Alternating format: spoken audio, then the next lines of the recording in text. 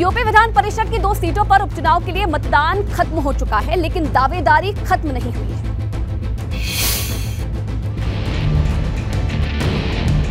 UP Vidhan Parishad की 2 सीटों के लिए मतदान हो चुका है। सीएम योगी ने सबसे पहले अपना वोट डाला और फिर बाद में सभी दिग्गजों ने मताधिकार का इस्तेमाल किया। अखिलेश यादव भी मनोज पांडे के साथ मतदान करने पहुंचे तो शिवपाल यादव ने भी वोट डाला और अपनी अपनी दावेदारी ठोक दी। लेकिन इस उपचुनाव से कहीं न कहीं 2024 चुनाव के लिए विपक्षी एकता की तस्वीर साफ हो गई। सुभाषपा अध्यक्ष ओपी राजभर एक गाड़ी में डिप्टी सीएम ब्रजेश पाठक के साथ नजर आए, जिससे 5 विधायकों वाली सुभाषपा के समर्थन पर कोई सवाल ही नहीं बनता। लेकिन जनसत्ता दल के अध्यक्ष और कुंडा विधायक राजा भैया ने भाजपा उम्मीदवारों को वोट देने की बात डंके की चोट पर कबूली और सपा को आड़े हाथ लिया।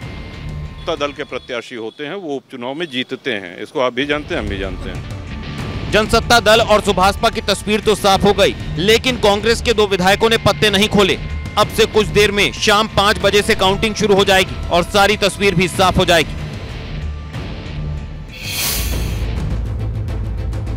वहीं यूपी विधान परिषद की 2 सीटों पर चुनाव के बीच पिछड़े और दलितों पर सियासत तेज हो गई है। सपा परंपरा को तोड़ने का आरोप लगा रही है तो भाजपा अखिलेश को पुराने दिन याद दिला रही है।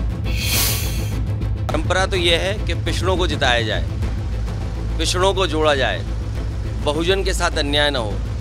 हमारा संविधान ये कहता है और संविधान में जो अधिकार मिलते हैं, क्या भारतीय जनता पार्टी लगातार उन अधिकारों को नहीं छीन रही है?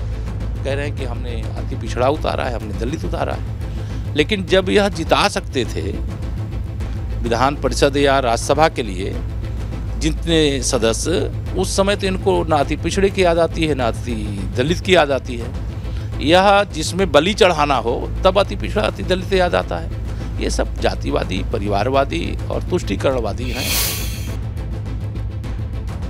तो विधान परिषद उपचुनाव का रण किस तरीके का मुकाबला है और कौन कौन से उम्मीदवार मैदान में हैं, ये जरा समझिए। एमएलसी की 2 सीटों पर उपचुनाव हो रहे हैं। 2 सीटों के लिए 4 उम्मीदवार मैदान में हैं।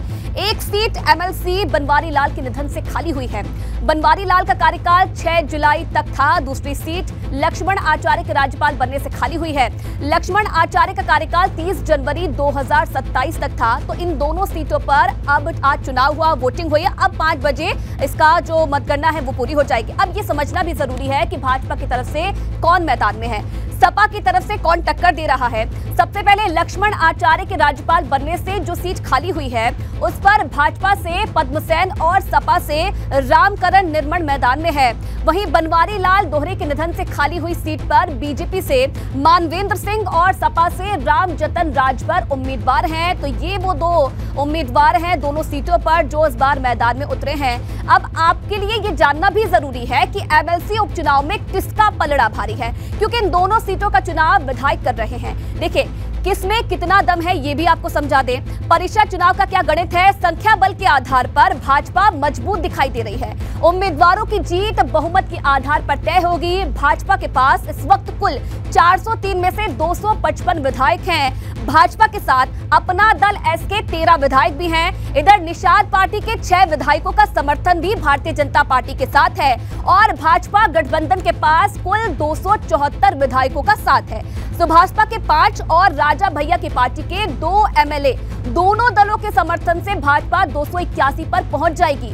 इधर भाजपा उम्मीदवारों को 140 वोटों का डिवीजन करा सकती है, जबकि समाजवादी पार्टी के पास विधानसभा में 109 सदस्य हैं। सपा के साथ रालोद के आने पर संख्या जो है वो 180 हो जाएगी।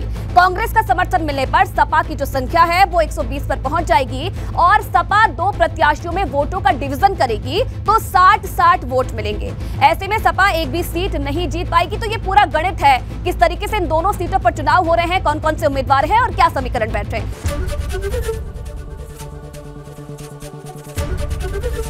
एबीपी गंगा, खबर आपकी, जुबान आपकी।